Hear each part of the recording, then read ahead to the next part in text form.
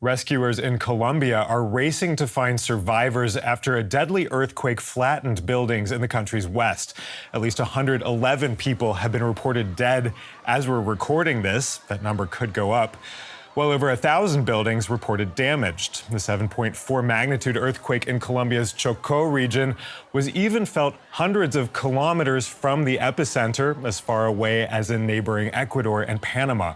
It was also felt in Venezuela a month and a half after earthquakes there killed 6,000 people.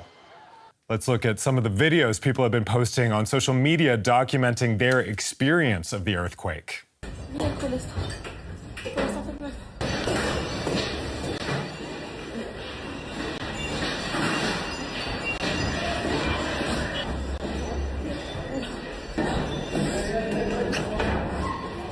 Dice que va a haber réplica, así que yo me voy a ir. Mira dónde estaba guardado mi carro, así que más bien lo voy a sacar de acá. Voy a ir con Apolo. Apolo se acá.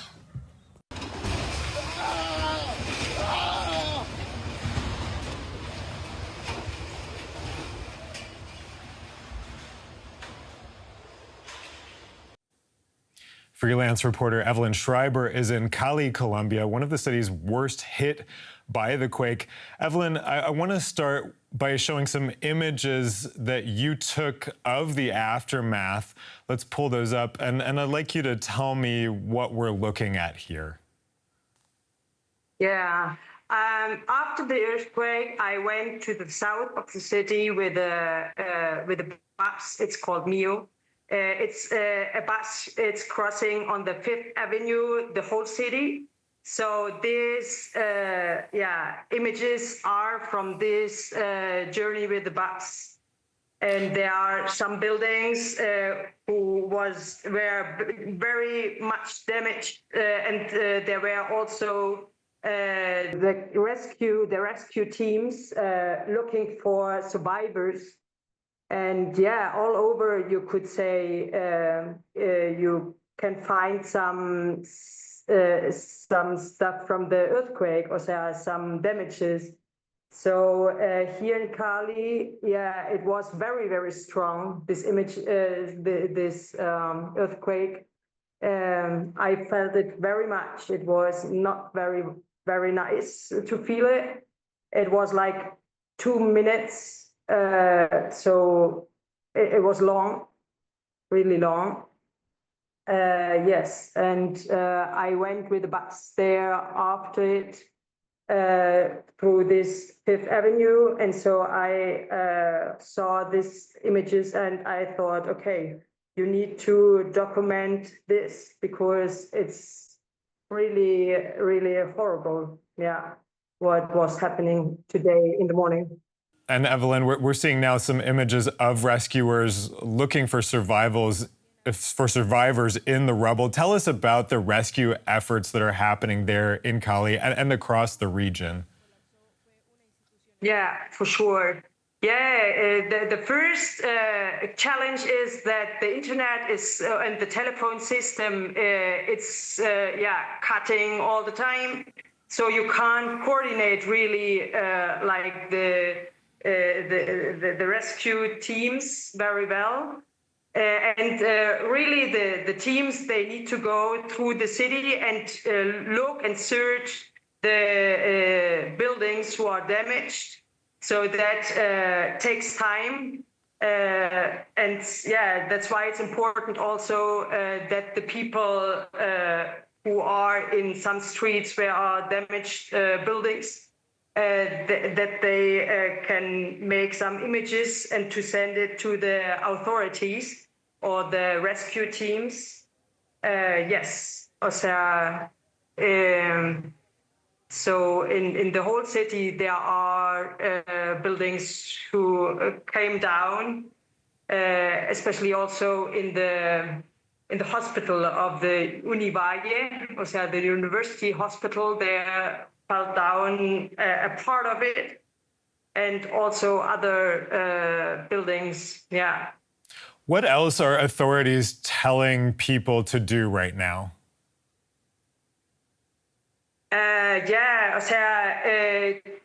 we should continue to urge people, or they urge the people to remain alert and not enter to buildings which are like weak. Yeah, they can fall down.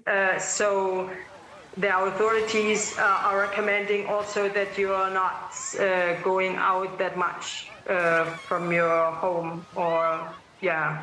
So that is like the situation, and like the internet is falling down the whole time. The people are trying to communicate each other with the families and so on and so forth.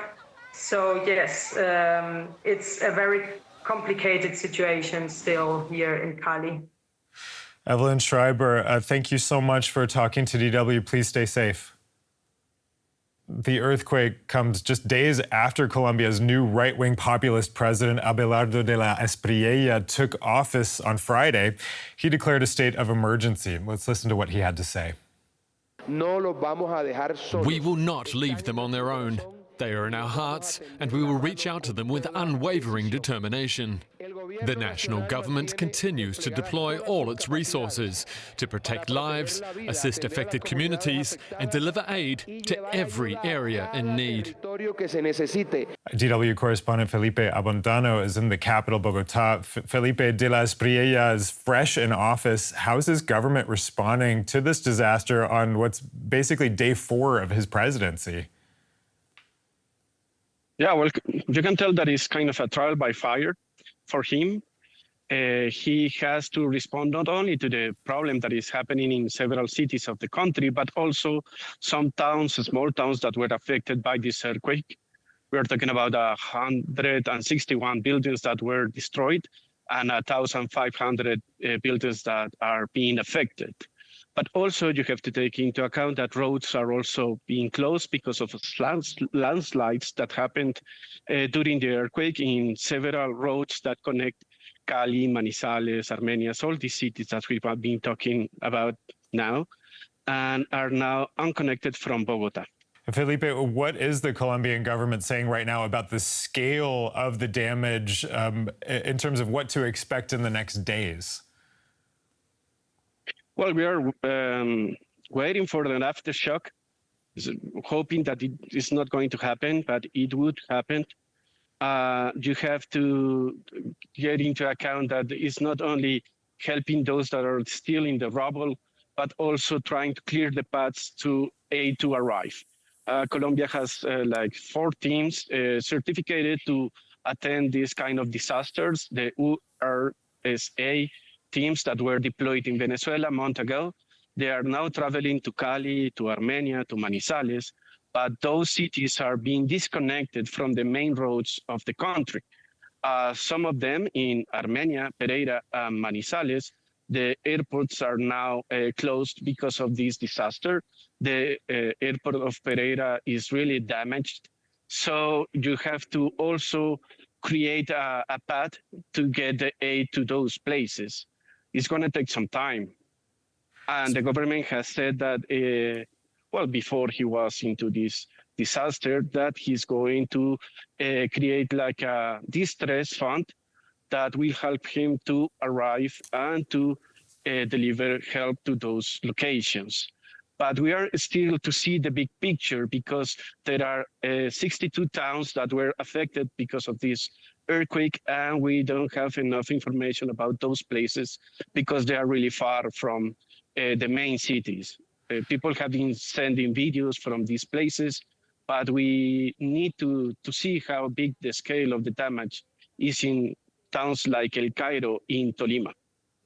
Felipe, hang in there. I want to come right back to you. Let's look at some messages of support coming in from countries across the region and the world. International pop star Shakira said, "All my strength and love to my homeland."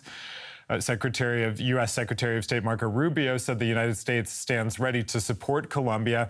Let's also see what EU Commission President Ursula von der Leyen said. She said, "Tonight, Europe's heart is with the people of Colombia after the terrible earthquake in the Chocó region. We've already mobilized Copernicus, our satellite service, to help with rescue operations, and we're ready to provide more support." Felipe, I know that you felt this earthquake as far away from the epicenter as in Bogota. Tell us a little bit about your experience. Well, we were just starting the day. 7:35 is kind of the moment on the day that you are going to places, that you're trying to go to the office or you're trying to go to the school or the university. So I was just leaving my home when the earthquake started. In Bogota, you're accustomed to feel earthquakes like 2 or 3 times per year, but this one was so long and everything was moving. So you can feel like it was a big one. And then you have to wonder if it's better to go outside the building or just to stay in your apartment to see what is going to happen. So I tried just to stay quiet, and then I was listening some small cracks in the buildings. You can feel the building moving, but also you can hear it, how it's trying to keep up with the rhythm of the earthquake. And I managed to hear like a couple of bricks maybe falling down. But when I went outside of the building was okay. Bogota was not that affected, and some rescue teams arrived to see if the gas connections were okay. But when you see the images of what happened in Cali, in Manizales, these cities are not so far from Bogota, but it's a different weather and it's different people. They arrive earlier to the places where they work or they study. And you see this collapsed building and you start to wonder how many people were injured or sadly killed. So this is really terrible. TW correspondent Felipe Abondano, thanks for your reporting, Felipe. To get a different perspective on this story, let's talk to Robert Weiss. He's a professor of natural hazards at Virginia Tech University in the U.S. Robert, thanks for joining me. This earthquake in Colombia happened just 6 weeks after the twin quakes next door in Venezuela that killed over 6,000 people. Are these disasters connected, or is this just a coincidence? That is an excellent question. Very excellent question, but it's also very difficult to answer because we often think of this long of a distance between these earthquakes as to be separated, but obviously they're connected because they're so close to each other. And Robert, the earthquake in Colombia was a magnitude 7.4. That's actually a very similar magnitude to the 2 quakes in Venezuela. One difference that's being reported is that the quake in Colombia was much deeper underground, over 100 kilometers underground, rather than the 10 or 20 kilometers of the earthquakes in Venezuela. How does that difference affect the outcome? Generally speaking, it should have been much weaker, but this is also some of the interesting parts about the Earth and shows how little we still know about the internal structure of the Earth. So even though the earthquake was 100 kilometers deep, it had a significant effect on the surface. So the geological structures in that area are such that even these deep earthquakes are able to efficiently transfer their energy to the surface. And what is interesting in comparison between the Venezuelan earthquakes and the one that we just had is that there were 2 in Venezuela of very similar magnitude, and here's just one. Just in quotes, right? We're talking about very, very strong earthquakes, hundreds of thousands of kilograms of TNT in comparison. And you also have to remember that every 0.2 difference in an earthquake magnitude, let's say from 7.2 to 7.4, is doubling the energy that goes out in an earthquake.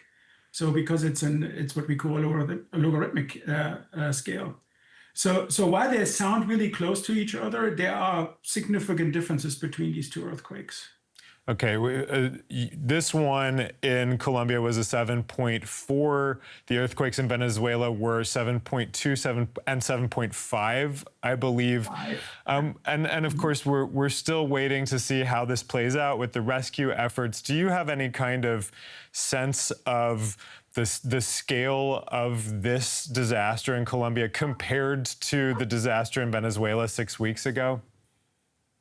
So there's a difference between the hazard, the earthquake, and a disaster. And the disaster in Colombia is still unfolding, if you will, right? So they just had an earthquake today.